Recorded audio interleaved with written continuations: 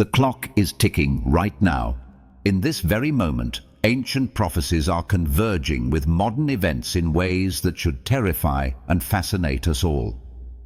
What if I told you that Islamic scholars have been warning about specific signs that must occur before 2026? Signs that are already manifesting in our world today. This isn't speculation. This isn't fear-mongering. These are documented prophecies that have remained consistent for over 1,400 years, and their fulfillment is accelerating at an alarming rate.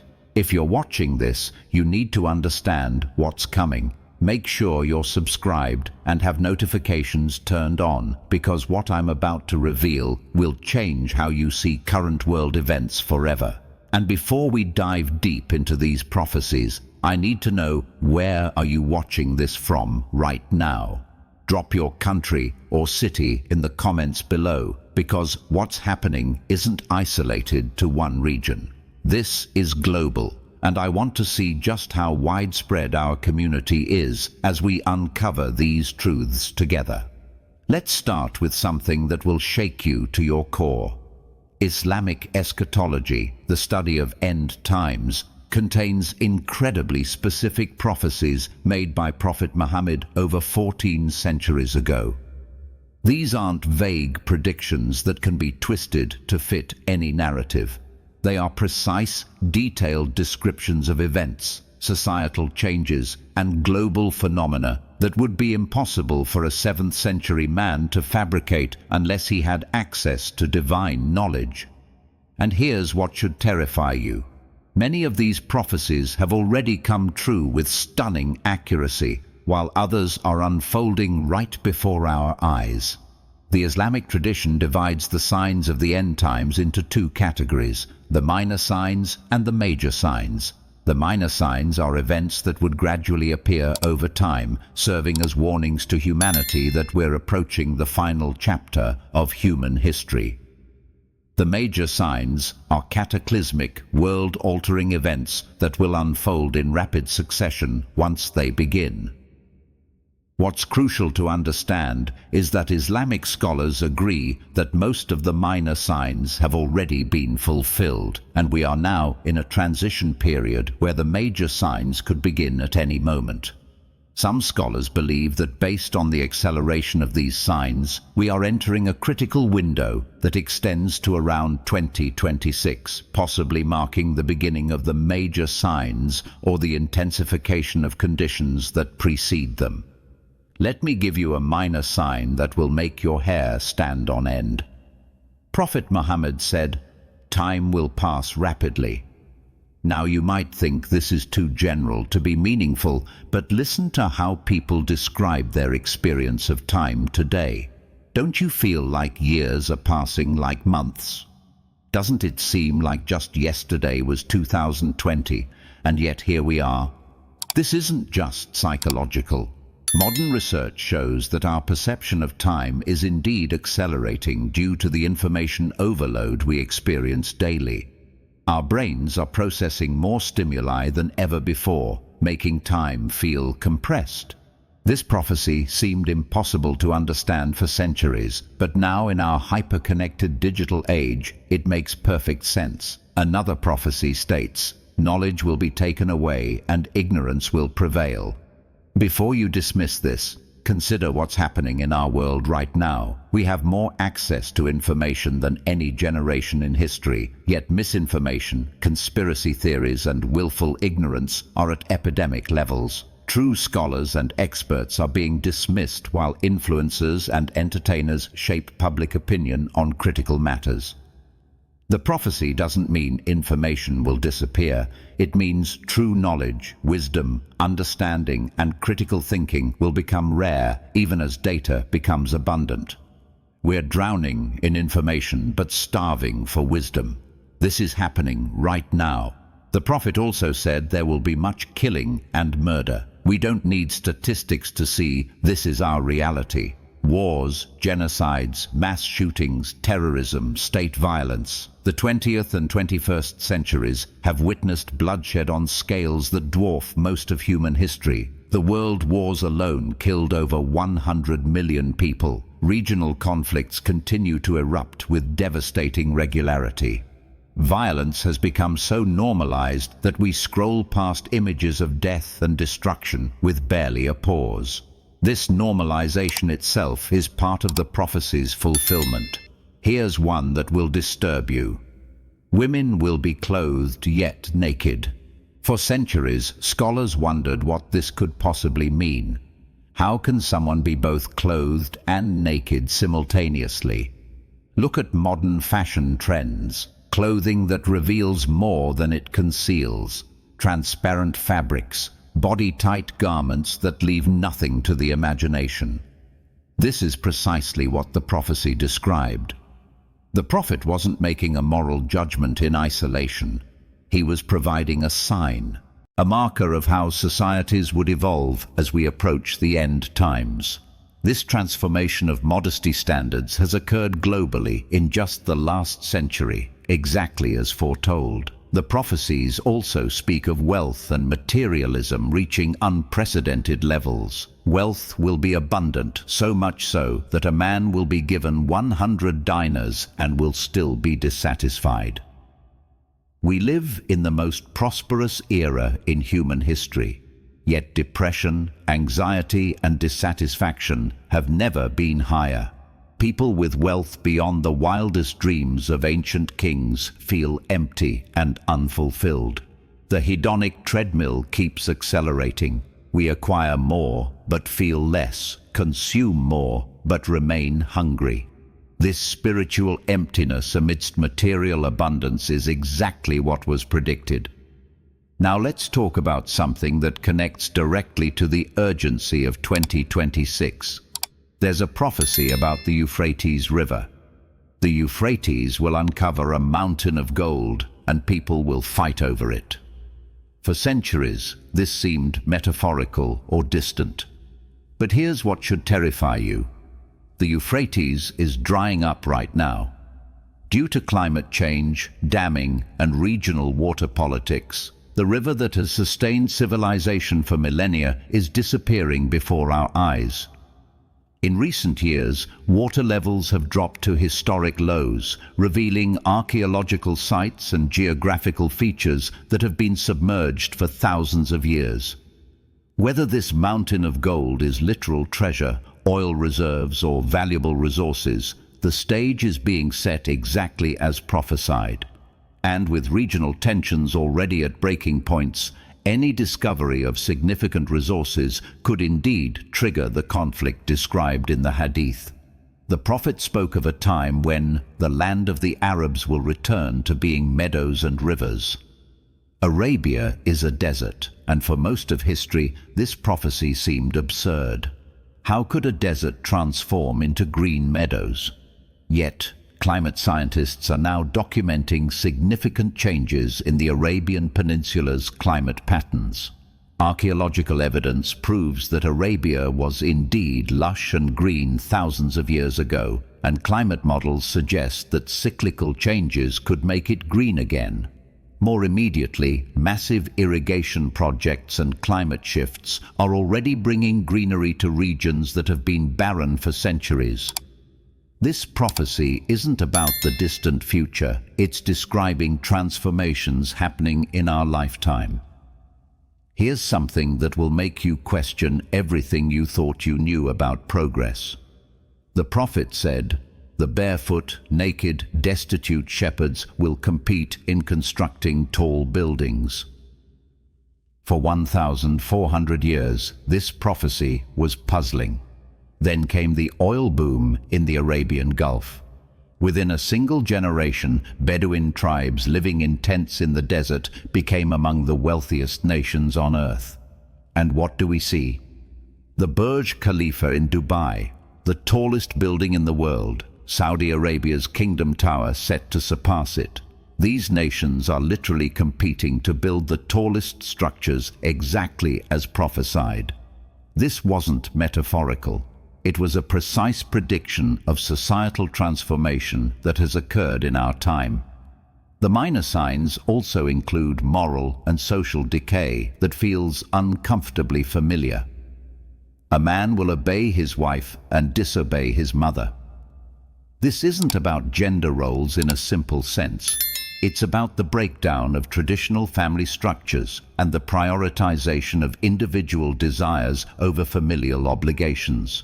We see this in how modern societies have shifted from extended family units to nuclear families to increasingly isolated individuals. The respect and care once automatically given to parents and elders has diminished dramatically across cultures worldwide. People will trust the treacherous and distrust the trustworthy. Look at our political landscape. Look at social media, where lies spread faster than truth and charlatans accumulate millions of followers while genuine experts are ignored or attacked. We live in an age where conspiracy theories are more popular than proven facts, where demagogues are celebrated while honest voices are silenced.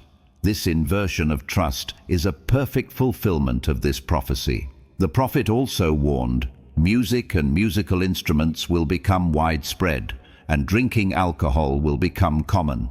Now, some might say music has always existed, but the prophecy speaks of a particular prevalence and cultural dominance. Today, music is literally inescapable. In stores, cars, restaurants, elevators, as notification sounds, in advertising, entertainment, everywhere. The global music industry is worth billions, and musical culture dominates youth identity formation worldwide. Similarly, while alcohol has existed throughout history, its global commercialization, social normalization, and industrial production are unprecedented. The scale matches the prophecy. Now, we need to talk about the major signs, because this is where things become truly apocalyptic. Once the major signs begin, Islamic tradition teaches that they will unfold rapidly, one after another, like beads falling from a broken necklace. The major signs include the appearance of the Mahdi, a prophesied redeemer who will unite Muslims and establish justice. The return of Jesus Christ, who will descend to earth and fight alongside the Mahdi. The emergence of the Dajjal, a false Messiah figure who will deceive humanity with miracles and false promises. The rising of the sun from the west, marking the closing of the door of repentance. The appearance of a creature called the beast of the earth, devastating natural disasters. Finally, a fire that will emerge from Yemen and drive humanity to their final gathering. Here's what connects all this to 2026 and why scholars are paying attention. Islamic eschatology includes calculations based on hadith and Quranic verses that some scholars interpret as pointing to specific time frames. While the exact hour is known only to God, there are indications about the general era and the acceleration of signs.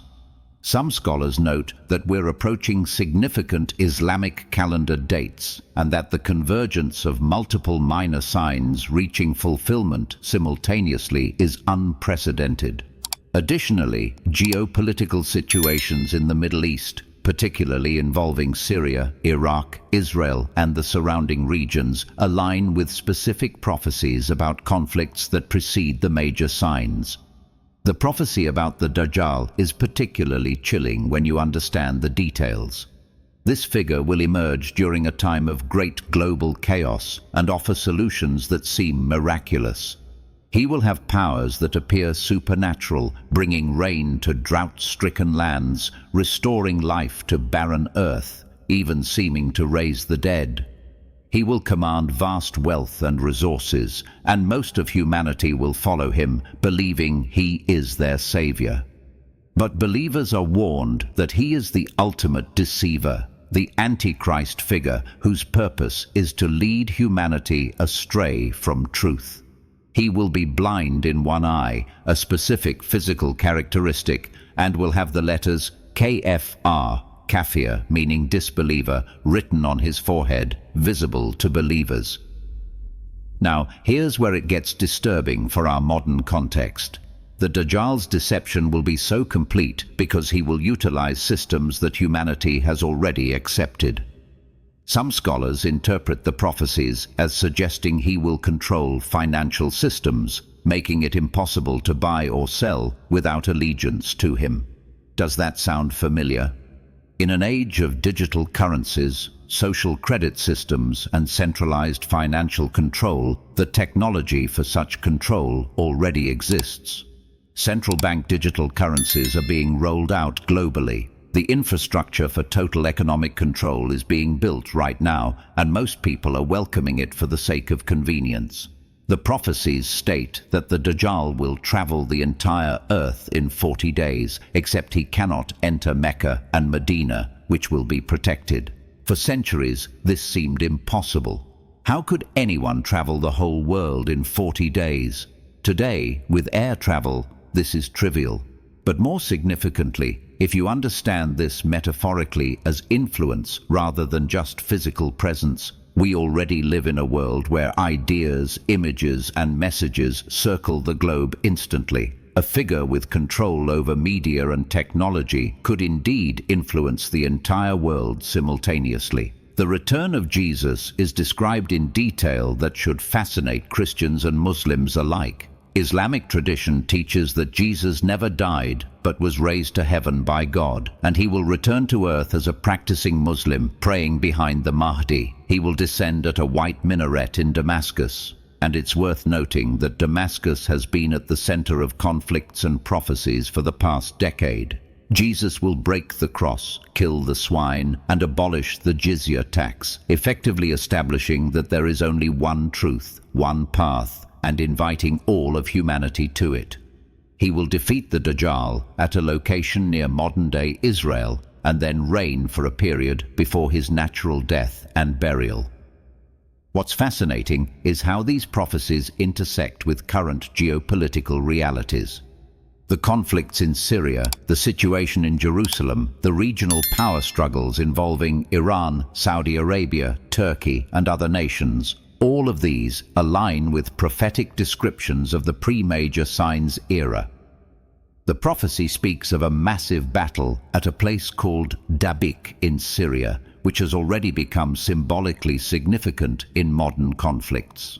ISIS deliberately tried to provoke this battle, misunderstanding their role in the prophecy. They thought they were the righteous army when, in fact, they fulfilled the role of the chaotic tribulation that the prophecy warned about.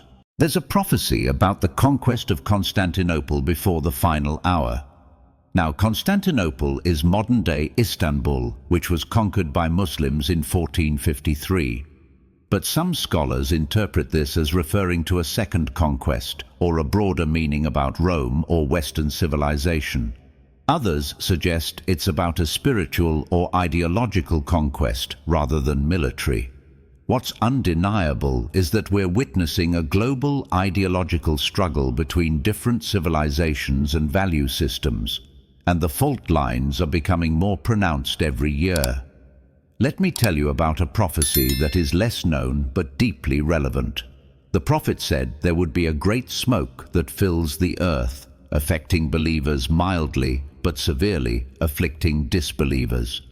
For those who interpret prophecies literally, this could be anything from nuclear fallout to volcanic eruptions to biological weapons. For those who read it metaphorically, it could represent ideological confusion, the fog of disinformation, or spiritual darkness that clouds judgment. Either way, look at our world. We're living through a pandemic, climate catastrophes, and information warfare that obscures truth. The smoke is already here in various forms. The prophecy about the beast of the earth is particularly mysterious. This creature will emerge from the ground and will mark people on their foreheads, believers with one mark, disbelievers with another.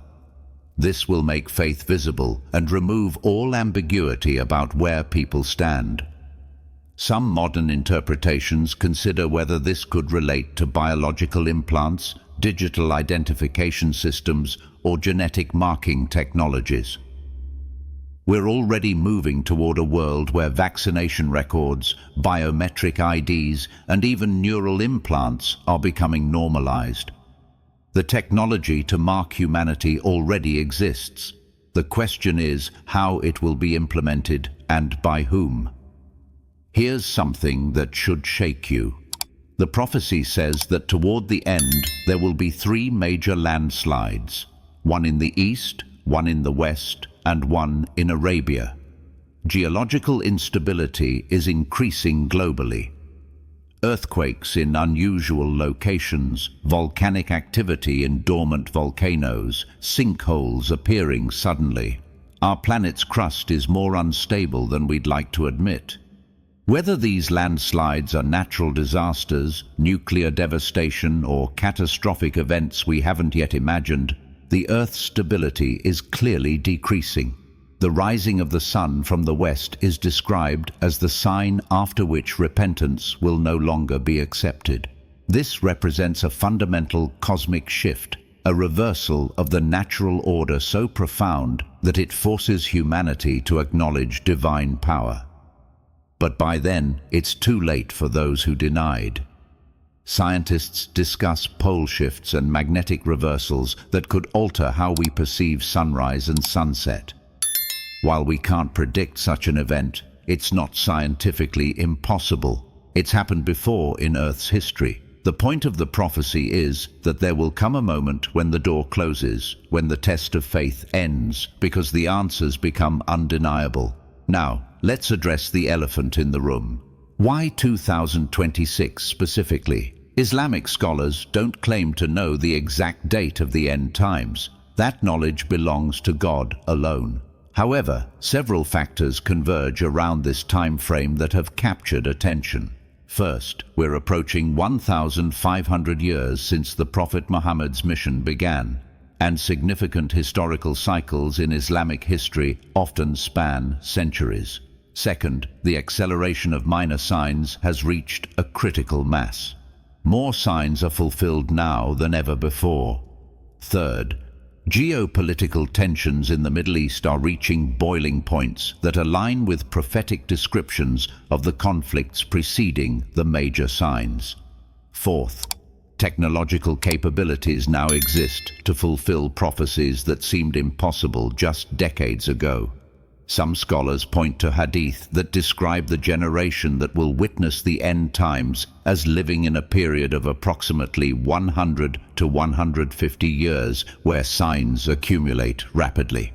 If we mark the beginning of this period from major 20th century events, world wars, nuclear weapons, the founding of Israel, technological revolution, then we're well into that window. The years 2025 to 2030 represent a critical midpoint where either the trajectory accelerates dramatically or adjusts based on human response to these warnings. The Prophet emphasized that no one knows the hour, but he gave us signs specifically so we could recognize the season.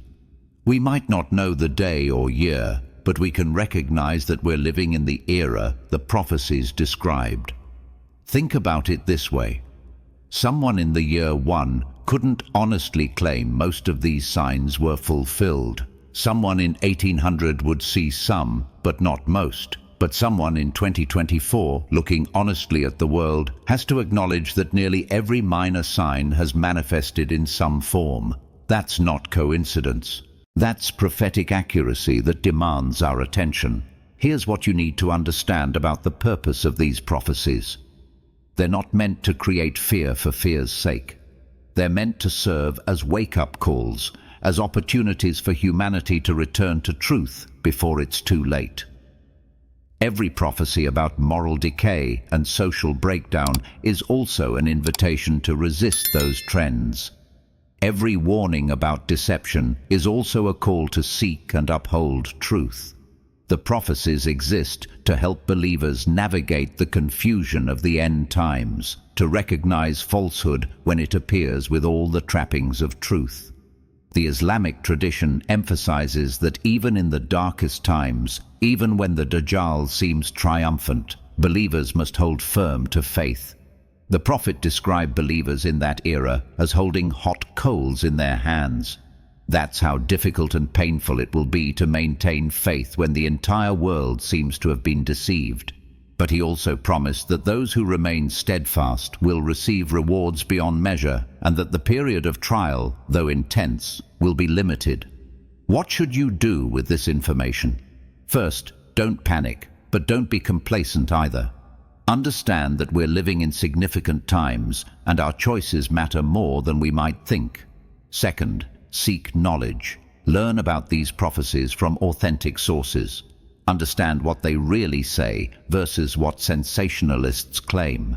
Third, strengthen your spiritual foundation, whatever that means in your tradition, because deception works best on those who are spiritually weak or confused. Fourth, build community, because isolation makes people vulnerable to manipulation and despair. The prophecies also speak of a group of believers who will continue to fight for truth until the very end, undefeated and undeterred despite being outnumbered. These believers won't be perfect, but they'll be sincere. They'll be criticized and attacked from all sides, but they'll hold their ground. The question isn't whether you can stop the prophecies from unfolding. You can't, because they're divine decree. The question is which side you'll be on when the lines are drawn, and whether you'll be among those who recognize truth when deception is beautifully packaged and sold to the masses. Let's talk about something practical. How to recognize deception in the end times. The prophet gave specific instructions. Learn the first 10 verses of Surah Al-Kahf, the cave, by heart. It will be protection against the Dajjal's deception. Seek refuge in authentic sources of knowledge rather than charismatic leaders who promise easy solutions. Be suspicious of anyone who gathers huge followings by telling people what they want to hear rather than what they need to hear. Test claims against established truth rather than accepting them because they're popular or emotionally appealing. Stay away from rumors and sensationalism. The end times will be filled with noise designed to distract from signal. One of the most powerful aspects of Islamic eschatology is its emphasis on mercy and opportunity even in the darkest times. The Prophet said that Jesus, after defeating the Dajjal, will establish a reign of justice and peace that lasts for years.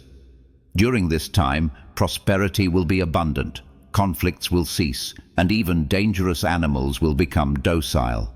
This period represents the final mercy given to humanity before the actual end, a chance to live in the world as it was meant to be, without the corruption and oppression that has characterized most of human history. But even that blessed period will end. The prophecy states that a gentle wind will come and take the souls of all believers, leaving only the worst of humanity. Then the final signs will manifest, the complete moral collapse of those who remain until the hour itself arrives. The Quran says it will come suddenly, catching people in the midst of their daily affairs, and those who rejected the warnings will wish they had just one more chance, but chances will have run out. Here's what haunts me about these prophecies. Their accuracy isn't theoretical anymore. We're not talking about ancient texts making vague predictions. We're talking about specific, detailed descriptions of societal, technological, environmental, and moral changes that have manifested with shocking precision. The prophet couldn't have known about skyscrapers, rapid time perception due to information overload, the drying Euphrates, or Arabia's climate shifts through human speculation. These prophecies work whether you believe in them or not. They're not persuading you, they're just unfolding. And that brings us back to 2026 and the urgency of this message. We're not saying the world ends in 2026. Don't misunderstand that. What scholars are recognizing is that we're in a critical transition period where the conditions for the major signs are being established.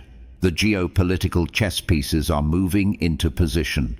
The technological infrastructure for total control exists. The moral and spiritual confusion is widespread. The stage is set. Whether the play begins tomorrow or a decade from now, we're clearly in the final act of human history as we've known it. This isn't meant to make you despair, it's meant to wake you up. Because here's the thing about prophecy, it's not just about what will happen, it's about who you'll be when it happens. The prophecies will fulfill themselves regardless of human action. But your position relative to those events, whether you're deceived or guided, whether you're part of the problem or part of the resistance, that's entirely within your control. The believers who will successfully navigate the end times won't be superhuman. They'll be ordinary people who made the extraordinary choice to hold on to truth when lies were more comfortable. They'll be people who maintained their moral compass when society lost its way. They'll be people who chose faith over convenience, principle over popularity, and eternity over temporary gain. That's a choice you can make right now, today, regardless of what year the major signs begin. So, here's my challenge to you. Don't just watch this video and move on. Don't let this be entertainment or fodder for anxiety. Let it be a catalyst for serious self-examination. Ask yourself, am I living in a way that prepares me for difficult times? Do I have the spiritual strength to resist deception when it comes wrapped in miracles and promises? Am I building my life on foundations that will hold when everything else crumbles? The prophecies exist for this exact purpose, not to scare us into paralysis, but to shock us into awareness and action. Every generation has thought they were living in the end times, and in a sense, every generation was right, because death comes for us all eventually. But this generation, our generation, has the unique distinction of seeing more prophetic signs fulfilled simultaneously than any before us. That's not arrogance, that's just observable reality. Whether 2026 marks a significant turning point or whether we have more time, the message remains the same. Live as if you're accountable because you are. Seek truth as if your life depends on it because it does. Build character as if the most difficult tests are coming because they might be. And above all, don't be among those who were warned but chose to ignore the warnings until it was too late to change course. The Islamic prophecies about the end times aren't just predictions. They're an invitation to examine our world, our societies, and ourselves with brutal honesty. They force us to confront uncomfortable questions about where we're heading collectively and individually. And they offer something rare in our confused age: a coherent framework for understanding the chaos, seeing through the deception, and finding solid ground when everything else seems to be shifting sand. As we approach 2026 and beyond, pay attention. Watch how world events unfold. Notice the patterns. See how the prophecies continue to manifest in ways both subtle and dramatic. But more importantly, prepare yourself inwardly, because the real battle isn't just out there in the world. It's in here, in the human heart. In the choices we make when no one's watching, in the stands we take when taking a stand costs us something. The clock is ticking, just as we said at the beginning, but it's not ticking down to hopelessness. It's ticking toward the ultimate triumph of truth over falsehood, justice over oppression, reality over illusion. The question isn't whether that triumph comes, it's guaranteed. The question is where you'll stand when it does, and whether you'll be among those who saw it coming and prepared, or among those who ignored every warning until it was too late. Choose wisely, because the choice is yours.